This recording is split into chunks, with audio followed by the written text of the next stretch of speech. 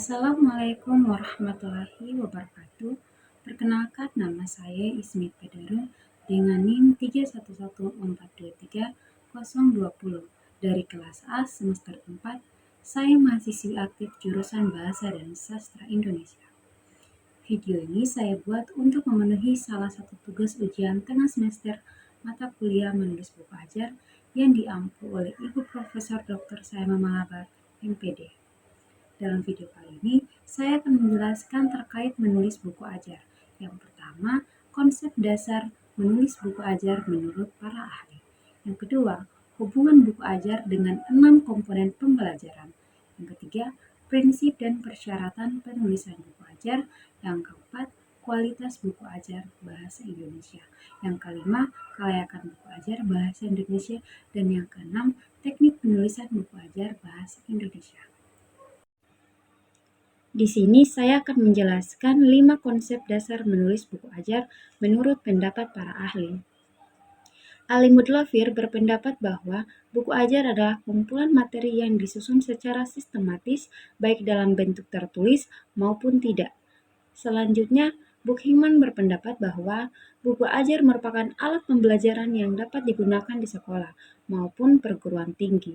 Buku ini berfungsi untuk mendukung program pengajaran serta membantu pemahaman konsep-konsep modern yang lebih umum. Dan Mintoati juga berpendapat bahwa buku ajar adalah salah satu alat yang sangat penting untuk keberhasilan proses belajar mengajar. Buku ajar ini merupakan satu kesatuan unit pembelajaran yang menyajikan informasi, pembahasan, serta evaluasi. Yang terakhir, Arifin dan Kusrianto. Mereka berpendapat bahwa buku ajar adalah jenis buku yang dirancang khusus untuk mendukung proses belajar dan mengajar. Penyusunan buku ajar ini dilakukan dengan memperhatikan alur dan logika yang sejalan dengan rencana pembelajaran. Pengembangan buku ajar ini didasarkan pada kebutuhan siswa atau mahasiswa dengan tujuan untuk mencapai kompetensi atau sasaran pembelajaran yang telah ditetapkan. Jadi, dari berbagai pendapat para ahli mengenai konsep dasar penulisan buku ajar, dapat disimpulkan bahwa buku ajar memiliki peran yang sangat penting dalam proses pembelajaran. Bukan lebih dari sekedar kumpulan materi yang tersusun dengan sistematis. Buku ajar ini juga berfungsi sebagai alat yang mendukung pemahaman konsep-konsep terkait dengan kurikulum pendidikan. Nah, Alimud Lofir menekankan bahwa penyusunan materi harus dilakukan secara sistematis, baik dalam bentuk tertulis maupun yang lain. Sementara itu, Buchingman menyoroti bahwa buku ajar berfungsi sebagai alat pembelajaran yang mendukung proses pengajaran di sekolah maupun perguruan tinggi. Mintoati menekankan bahwa buku ajar bukan hanya menyajikan informasi, tapi juga menyediakan evaluasi yang diperlukan. Di sisi lain, Arifin dan Kusrianto menekankan betapa pentingnya penyusunan buku ajar yang sesuai dengan alur dan logika pembelajaran, serta memenuhi kebutuhan siswa atau mahasiswa. Dengan demikian, secara keseluruhan, buku ajar harus dirancang dengan mempertimbangkan tujuan pembelajaran dan kebutuhan penggunanya. Hal ini akan sangat berkontribusi terhadap keberhasilan proses belajar mengajar. Selanjutnya, hubungan buku ajar dengan 6 komponen pembelajaran. Yang pertama, pendidik.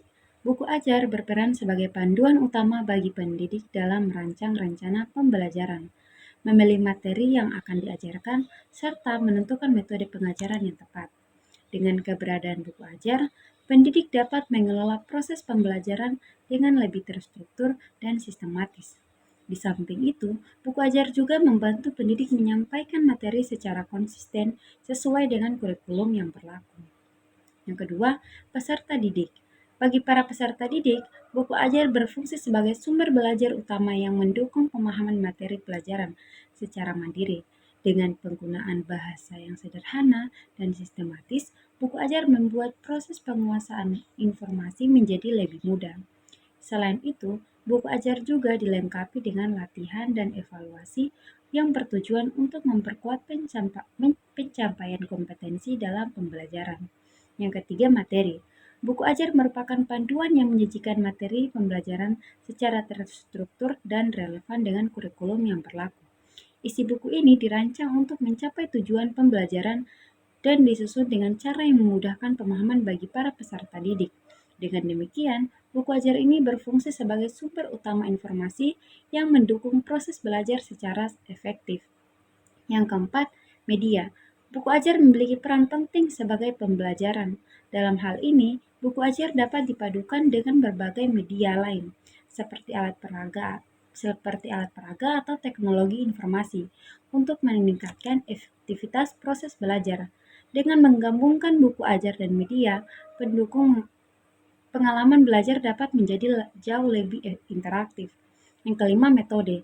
Pengajaran yang diterapkan oleh pendidik seringkali dipengaruhi oleh isi buku ajar yang digunakan. Oleh karena itu, penting bagi pendidik untuk memilih metode yang tepat sesuai dengan materi yang diajarkan, agar tujuan pembelajaran yang dicapai secara efektif. Buku ajar yang berkualitas biasanya menawarkan panduan mengenai metode yang sesuai untuk mengajarkan materi tersebut. Yang keenam, evaluasi.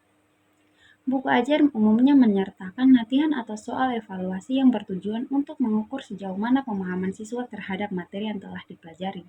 Evaluasi ini tidak hanya membantu pendidik dalam menilai keberhasilan proses pembelajaran, tetapi juga memberikan umpan balik yang berharga kepada siswa guna meningkatkan kualitas belajar mereka.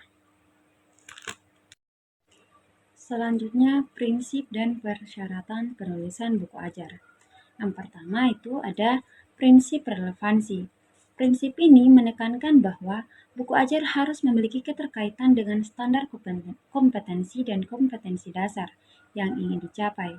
Materi yang diajarkan harus sesuai dengan kebutuhan siswa, baik dalam konteks kurikulum maupun dalam penerapannya di dunia nyata.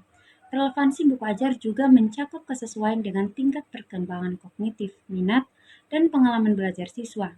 Dengan demikian, buku ajar yang dipilih akan lebih bermakna dan dapat diaplikasikan ke dalam kehidupan sehari-hari.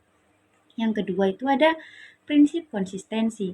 Prinsip konsistensi mengacu pada kesesuaian antara buku ajar dengan kompetensi dasar yang harus dikuasai siswa. Jika suatu kompetensi dasar mencakup beberapa aspek tertentu, maka buku ajar yang digunakan juga harus mencakup aspek-aspek tersebut secara profesional. Konsistensi dalam buku ajar akan membantu siswa memahami materi dengan lebih terstruktur dan sistematis, sehingga proses pembelajaran menjadi lebih efektif. Yang ketiga ada prinsip kecukupan. Prinsip ini berkaitan dengan jumlah dan kedalaman materi yang diberikan kepada siswa. Materi yang diajarkan harus cukup untuk membantu siswa mencapai kompetensi dasar yang ditetapkan, tetapi tidak boleh terlalu sedikit atau terlalu banyak. Jika materi terlalu sedikit, siswa mungkin tidak mendapatkan pemahaman yang cukup.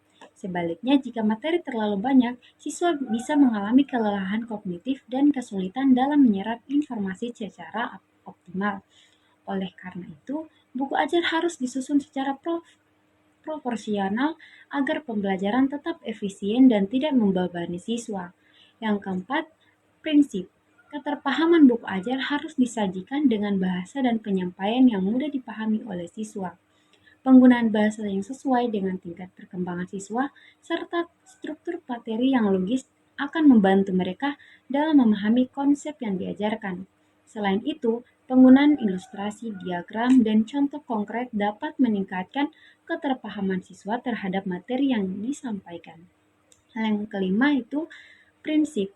Kebermanfaatan buku ajar yang dipilih harus memberikan manfaat langsung bagi siswa, baik dalam konteks akademik maupun kehidupan sehari-hari. Materi yang diajarkan hendaknya dapat mengembangkan keterampilan berpikir kritis, kreatif, dan problem solving. Selain itu, buku ajar juga memberikan wawasan yang berguna bagi siswa dalam menghadapi tantangan di masa depan. Yang keenam itu ada prinsip keberagaman sumber. Buku ajar sebaiknya tidak hanya bersumber dari satu referensi saja, tetapi dari berbagai sumber yang kredibel. Keberagaman sumber ini akan membantu siswa dapat perspektif yang lebih luas serta memperkaya pemahaman mereka terhadap suatu konsep. Penggunaan buku teks, jurnal, artikel, video pembelajaran, serta sumber digital lainnya dapat menjadi alternatif untuk memperkaya buku ajar yang digunakan. Yang ketujuh itu ada Prinsip aktualisasi. Materi pembelajaran hendaknya selalu diperbarui sesuai dengan perkembangan ilmu pengetahuan dan teknologi. Informasi yang disajikan dalam bahan ajar harus relevan dengan kondisi terkini agar siswa dapat memahami konsep dalam konteks yang lebih modern dan aplikatif. Dengan menerapkan prinsip-prinsip ini, buku ajar yang dipilih akan lebih efektif dalam mendukung proses pembelajaran serta membantu siswa mencapai kompetensi yang diharapkan secara optimal. Ada juga persyaratan penulisan buku ajar. Yang pertama, akurasi.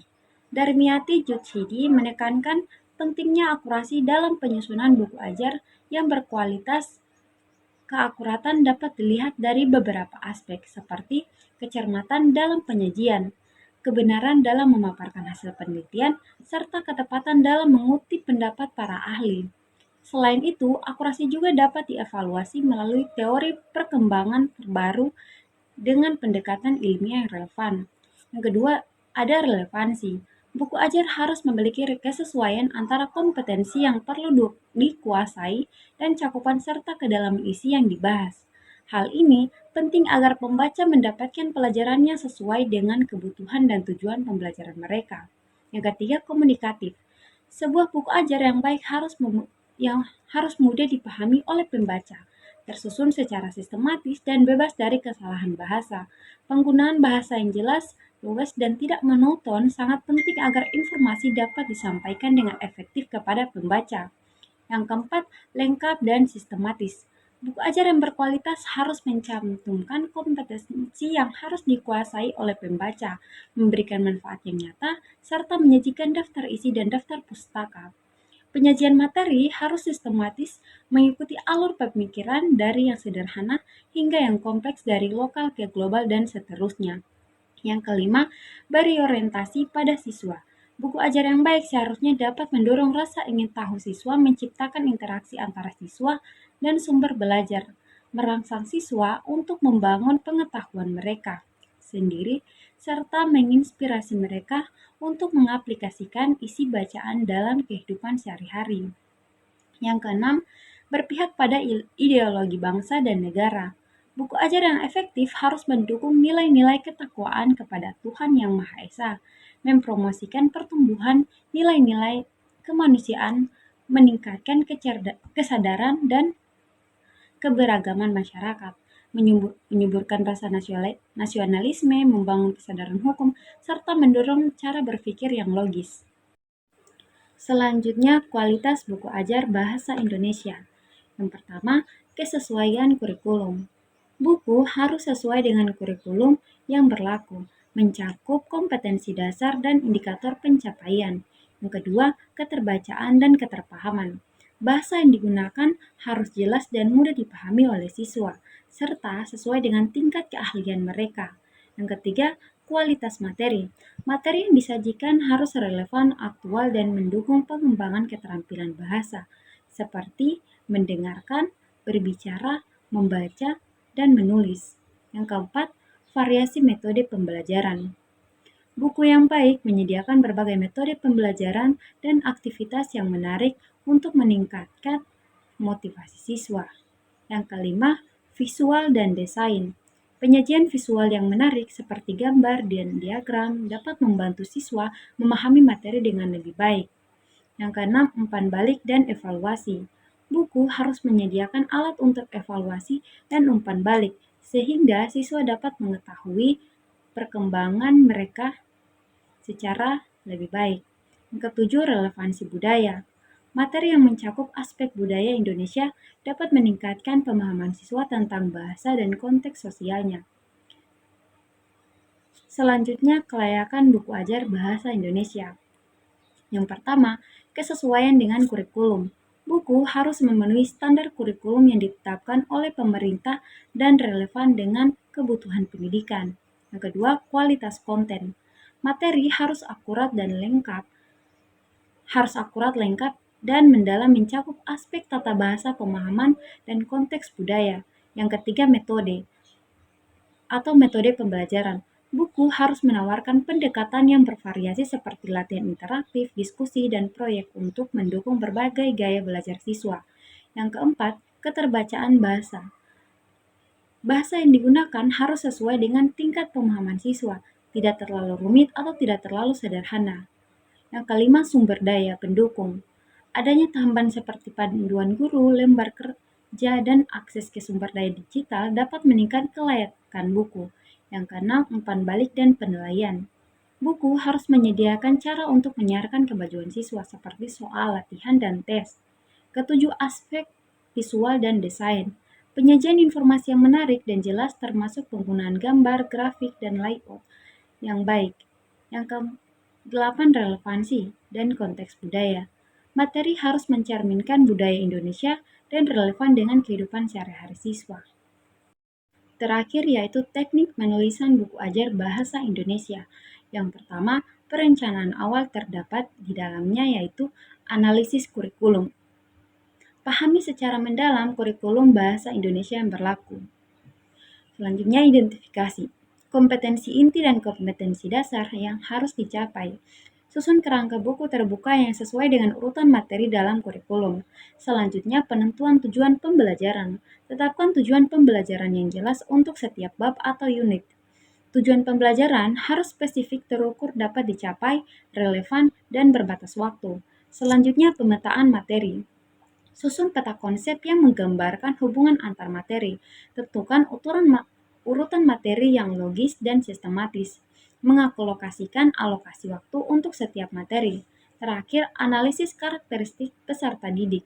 Menyesuaikan bahasa dan tingkat kesulitan materi dengan tingkat perkembangan peserta didik. Mengingat gaya belajar dan minat peserta didik. Yang kedua, penulisan materi, yaitu ada penggunaan bahasa yang baik dan benar. Gunakan bahasa Indonesia yang sesuai dengan kaidah tata bahasa, ejaan, dan tanda baca yang berlaku. Hindari penggunaan bahasa yang ambigu, berbelit-belit, atau tidak baku. Gunakan bahasa yang komunikatif dan mudah dipahami oleh peserta didik. Selanjutnya, penyajian materi yang menarik. Gunakan berbagai teknik penyajian materi seperti penjelasan, contoh ilustrasi, dan latihan. Sertakan aktivitas-aktivitas yang interaktif dan menarik untuk menjaga motivasi peserta didik. Gunakan ilustrasi dan gambar yang relevan untuk memperjelas konsep. Selanjutnya, pengembangan keterampilan. Sertakan latihan-latihan yang bervariasi untuk mengembangkan keempat keterampilan berbahasa, menyimak, berbicara, membaca, dan menulis. Sajikan teks-teks yang autentik dan relevan dengan kehidupan sehari-hari peserta didik. Selanjutnya, penggayaan kosakata. Perkenalkan kata-kata baru secara bertahap dan kontekstual. Sertakan glosarium atau daftar istilah untuk membantu peserta didik memahami kata-kata yang sulit. Yang ketiga, evaluasi dan revisi. Latihan dan tugas penyusunan soal, susun soal-soal latihan dan tugas-tugas yang bervariasi untuk mengukur pemahaman peserta didik. Sertakan soal-soal yang menguji kemampuan berpikir kritis dan kreatif peserta didik. Selanjutnya, uji coba dan revisi. Lakukan uji coba buku ajar pada sekelompok peserta didik, mengumpulkan umpan balik dari peserta didik dan pendidik. Selanjutnya, revisi buku terbuka berdasarkan hasil uji coba dan umpan balik. Dan yang keempat, aspek teknis. Tata letak dan desain. Gunakan tata letak dan desain yang menarik dan mudah dibaca. Gunakan jenis huruf dan ukuran huruf yang sesuai. Sertakan ilustrasi dan gambar yang berkualitas. Dan yang terakhir yaitu referensi. Cantumkan referensi yang akurat dan terpercaya. Gunakan penulisan referensi yang konsisten. Dengan menerapkan teknik-teknik ini, kita dapat menghasilkan buku ajar bahasa Indonesia yang berkualitas dan efektif dalam mendukung proses pembelajaran. Sekian materi yang bisa saya sampaikan. Audio Jungle.